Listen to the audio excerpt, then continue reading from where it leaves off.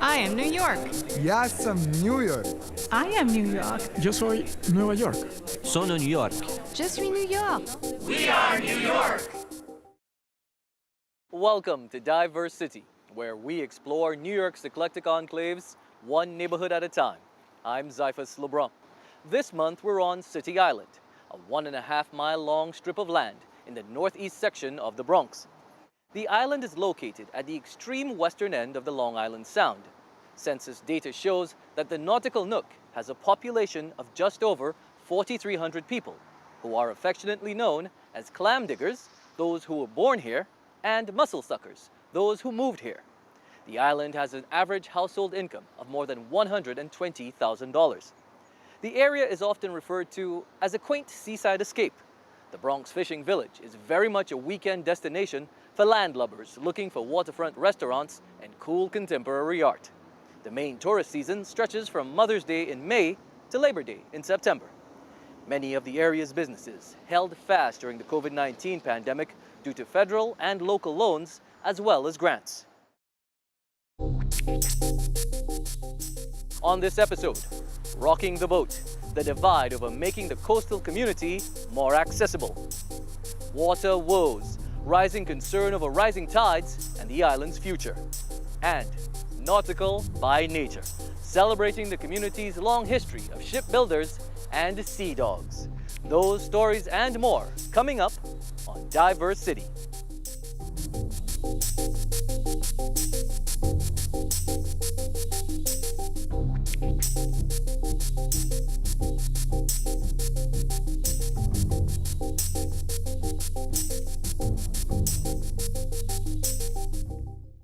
City Island is coveted for the secluded small-town vibes that it offers. However, that comes with a downside, the lack of public transportation to the seaside settlement.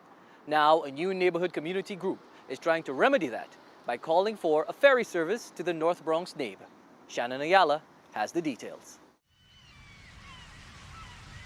This is a tight-knit community, and in many ways that's very, very good. I remember growing up, family members, when they got sick, people would drop food off at your door.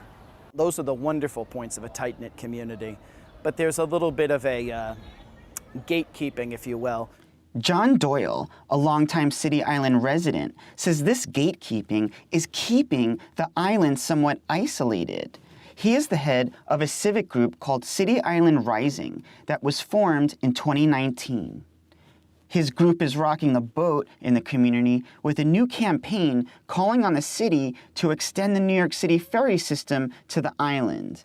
Our membership base is intergenerational, but we get a lot more of the younger folks on the island, the younger professionals, people in their 30s and 40s, than I think a lot of the other community-based organizations. So as a result, when we started talking about different ways we could improve the community, at one of our first meetings, the New York City ferry service came up. The New York City ferry system is now 5 years old. Most of its 6 routes run along the East River. In some cases, the boats connect waterfront nooks that lack transportation options. There's one Bronx route that was recently extended from Soundview to Throggs Neck. Doyle says extending that line to City Island would resolve one of the problems of living on a remote islet. Some of our members commute into the city every day. That's at best, 90-minute commute. Often it's a 2-hour commute.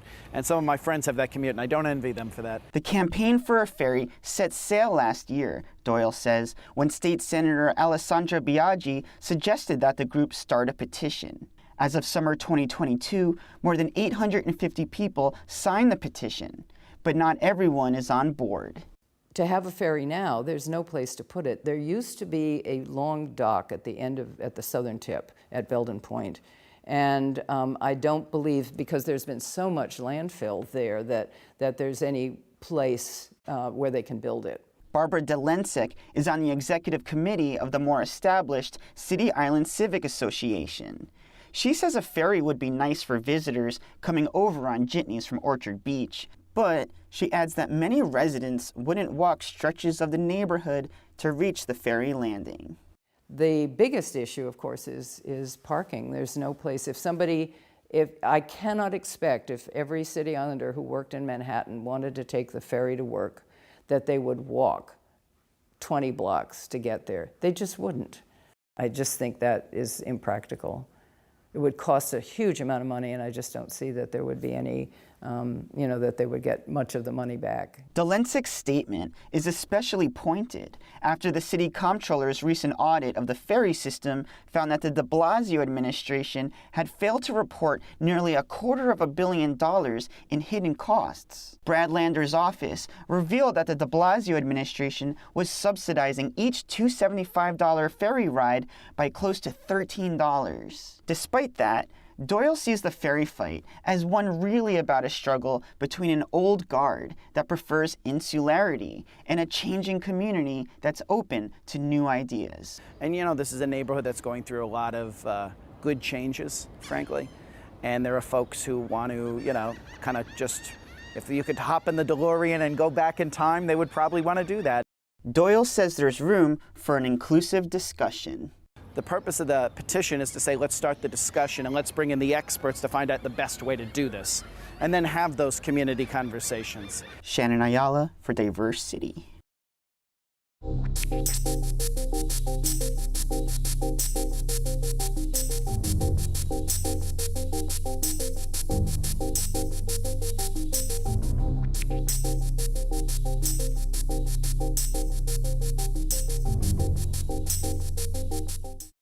There's an effort afoot to draw attention to the perennial problem of flooding on the coastal community.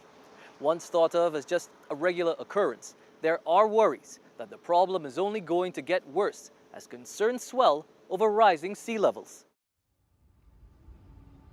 It's quiet today along the coast of City Island, but these calm waters can become very aggressive quite quickly. We can, like on a regular tide, we can see the water just up to the wall. Right. In a moon tide, it'll be a little bit higher, maybe 2 feet, 3 feet higher. So that's when we'll see it come off the sides and into the street. Right. And then when we have storm surges, right? When we even the remnants of hurricanes, where we have another increase on top of that, we have another 3 feet of rise. Then we'll see the water come right over, and that's when we'll see it, as far back as that stop sign. Wow, that's crazy, because David Diaz is a City Island resident and a board member of the non-profit City Island Rising. One of the organization's objectives is to draw attention to this overlooked issue of flooding in the coastal community. We've taken, well over 1,000 plus pictures now, and documented all the flooding, right? Then we would engage with our local electeds to make sure that they were aware of the issues that we're facing here. That's where Katie Graziano and her team at New York Sea Grant come in. New York Sea Grant is a statewide consortium that promotes environmental sustainability and citizen awareness. One of their citizen scientist programs is called Floodwatch. We're collecting photos from people in Brooklyn, Queens, and the Bronx, and even Manhattan sometimes, to better understand what's happening on the ground. And then while we're building these relationships, we also can help share information that's coming from researchers or that's coming from government officials about what to expect with sea level rise. Sea level rise is becoming more of an issue in New York City as a whole. The National Weather Service issued its first ever flash flood emergency warning for the city in September of 2021. This rise in sea level is contributing to the sunny day flooding that's affecting the fishing village. It happens when there's not even a storm event or there's no rain. It's just happening because of sea level rise and because of the fluctuations in high tide.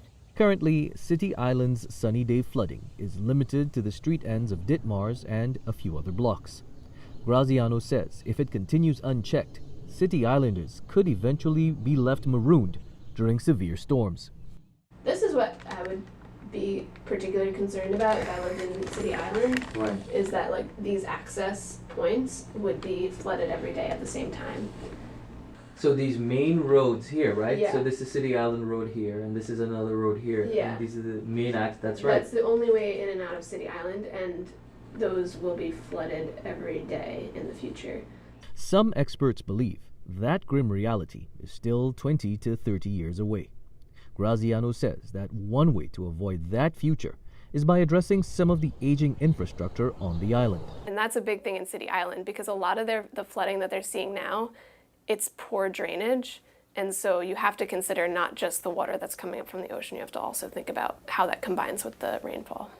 It's something Diaz says that his organization is always thinking about as they promote more conversations about climate change and environmental justice. That's kind of my hope, is that we can get things done here on a community level that people will see and say we can do that too. Like, I want that to be the story.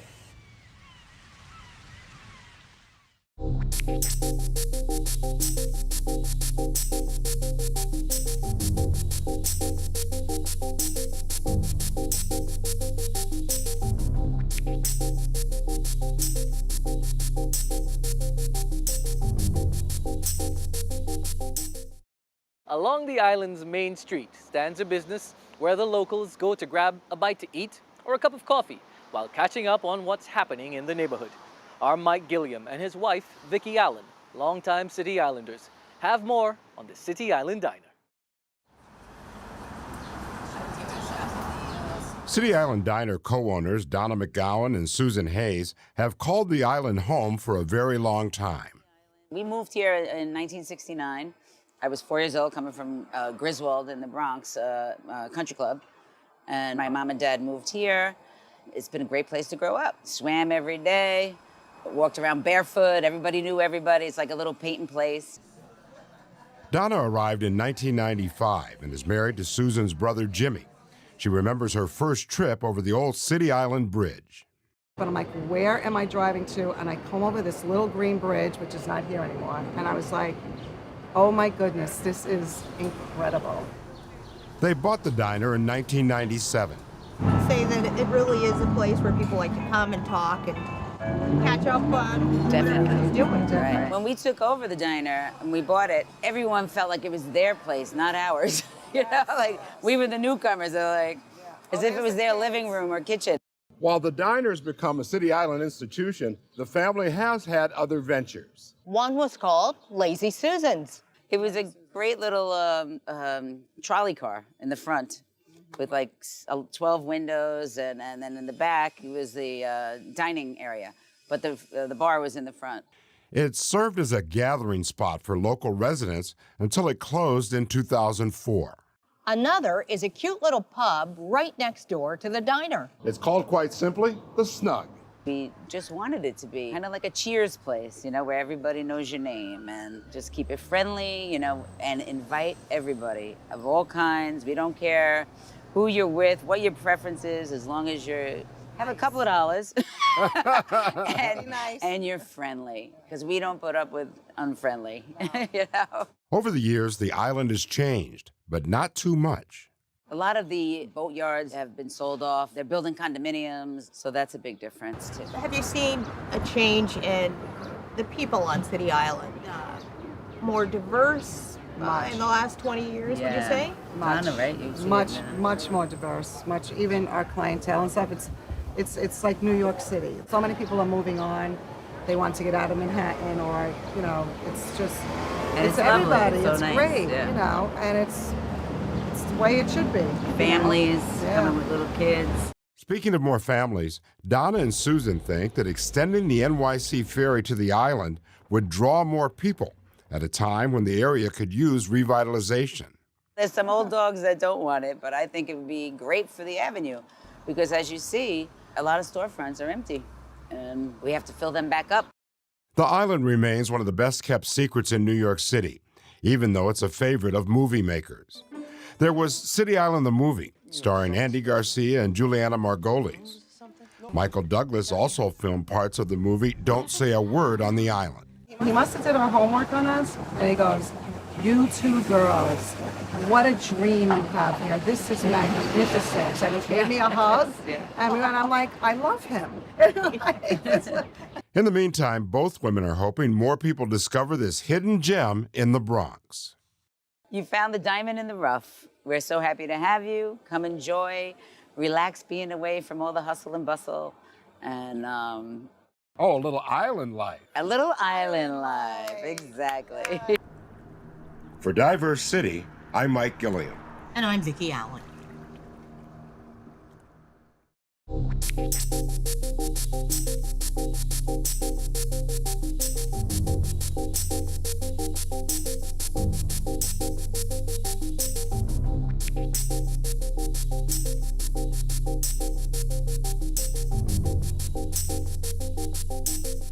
Seemingly surrounded by marinas, City Island has a long history of boat building and repair that is showcased in a unique museum. Vanessa Monet tells us more.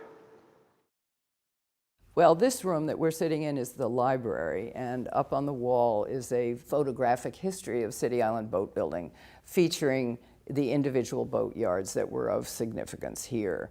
Barbara Dolensek is the administrator of the City Island Nautical Museum and vice president of the City Island Historical Society. The society runs the former schoolhouse turned collection of island history. It was founded around the time of the bicentennial. In 1976. There was a big event going on City Island, and which involved boats, it involved sails, makers making big flags and stuff like that. And I think that a number of people on City Island were simply very interested in City Island history. The museum houses relics from a bygone era of shipbuilding and sailmaking that drove a population boom on the island. It also chronicles a history that predates the Revolutionary War. It was a time when the Lenape people inhabited the island and much of its surroundings, land that European settlers coveted. In 1654, an Englishman named Thomas Pell purchased about 50,000 acres from the Native Americans who were living there. The island, referred to as Minuit, Mulberry, or Great Miniford's Island, changed hands several more times before once again going back to the Pell family. Just about 1760, a relative of the Pell family purchased the island. His name was Benjamin Palmer, and he changed the name to New City Island, and then City Island. He felt that City Island, located where it is in Long Island Sound, on the way to New York Harbor, could be a rival to New York Harbor. But before Palmer's dreams could be realized, the island found itself in the middle of the American Revolutionary War. Patriots were able to defend the island from the British, but not without depleting Palmer's capital. So the island sat, mostly undeveloped, until 1819, when it was annexed to the town of Pelham in Westchester County. It was then that early forms of industry, such as oystering and shipbuilding, emerged.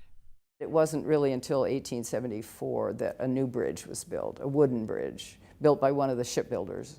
And then City Island's population started to pick up. Some really nice houses were built. The rich oystermen built really fancy places, and the people that worked for them built not so fancy places. And so the island began to buzz. The island voted to become part of New York City in 1895. And with the construction of a new steel bridge, City Island became even more inviting. It changed everything, and then suddenly the population really started to grow. And as boat building became more and more and more important, especially during the wars, people moved here. The wartime building, it was huge. And, you know, minesweepers, tugboats, PT boats, all kinds of boats were built here by the big boat yards. But even before that, there were yachts being built by people with names like Astor and Vanderbilt and so forth. Wooden boat makers continued to make their fortunes by building boats that raced in the America's Cup. But that changed by 1983, when aluminum boats began to be more widely used. And so that's when City Island really had to give up the boat building as its major occupation. There's a lot of boat fixing here now. We still have boat yards where they do a lot of repairs and stuff.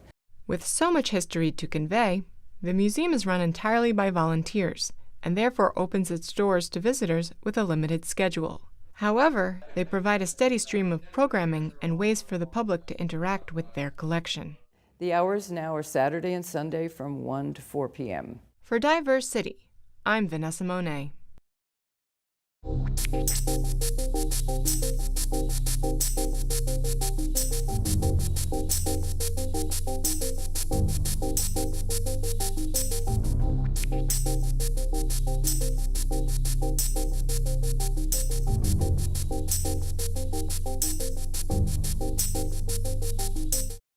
Some people come to this community, fall in love with the small island charm, and never leave. Reporter Craig Thompson visits with a local photographer who did just that almost 50 years ago. When you cross the bridge into City Island, you might not notice a wooden wall, often hidden by parked cars, that's filled with photographs. It's called the Memorial Wall. That's anyone who lived on City Island or worked on City Island that I photographed. And if they passed away with the permission of the family, I would put their picture onto the wall. It's a long-running tribute to City Island lives lost over the years. Each photograph has a story. Each person has a story. The wall is a small sample of the life work of photographer Ron Turner. Turner is the owner of the Focal Point Gallery. It's a place to show his own artwork, as well as an exhibit space for anyone from the island who wants to show their work.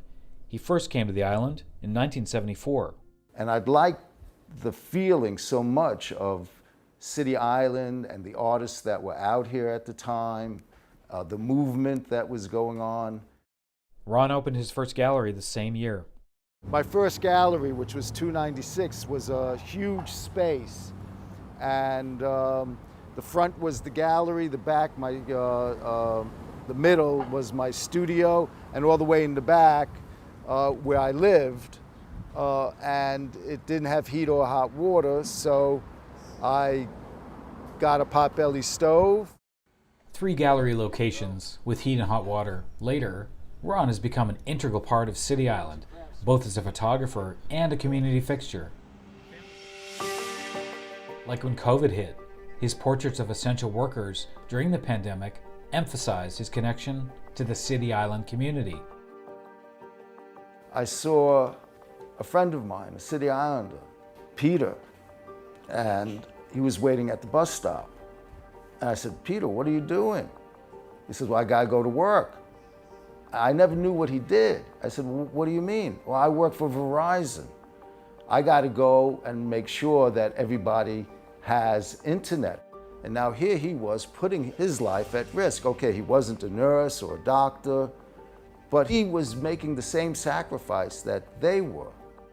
So I took his photograph, and it dawned on me, you're just as essential. And I put it up on Facebook.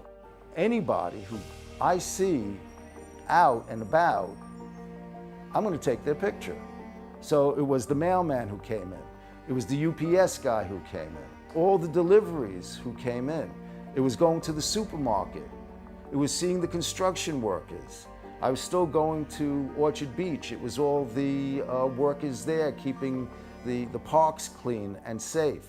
The majority of Ron's work documents the everyday people whose sometimes extraordinary stories make up City Island's mystique. It's really been basically my training ground in photography. City Island really helped with the portraits, with photographing the activities on City Island, the kids growing up on City Island, hanging out in the boatyards. It is a unique community. It was very much so back then, a small town, right, part of the Bronx, that just grabbed me. This is Captain Eddie. He would come to my first gallery and tell me these amazing stories. And I would have all these old timers come and tell me their stories, and I'd take pictures. He often takes his camera to places like Orchard Beach. I meet other people who go out there early in the morning, and instead of just passing each other by that you do every day, I decided to say, hi, my name is Ron, what's your name? Can I take your picture? And then I'd go back and give them their picture. And now when we say hi to each other, I can say, hi Tony, how you doing? How Ralph, how you doing? For DiverseCITY, I'm Craig Thompson.